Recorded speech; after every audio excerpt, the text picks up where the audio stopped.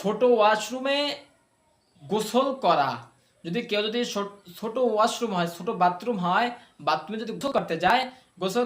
করার কারণে বাথরুমে যদি কোনো বালতি থাকে, বালতি থাকার পরে সে বাথরুমে গোসল বা ঝর্ণা ছাড়লো, অথবা সে মগ দিয়ে উঠিয়ে গোসল করতেছে, এখন ওই বালতির ভিতরে যদি সে গোসলের পানি ছিটে পড়ে, তাহলে সেটা নাপাক হবে কি হবে না? সে বালতির ভিতরে যদি ঝর্ণা থেকে গোসল করুক বা সে মগ দিয়ে ঢেলে ঢেলে গোসল করুক, সে যদি সে বালতির ভিতরে ছিটা যাওয়ার কারণে সে বালতির পানি নাপাক হবে না, সে বালতি দ্বারা কোনো সমস্যা হবে না। কেন এখন আজকাল সব একজাস্ট বাথরুমের সাথে গোসল করার কারণে পানি ছিটা যাইতেই পারে, বাথরুমের পানি আর কি গোসলের পানি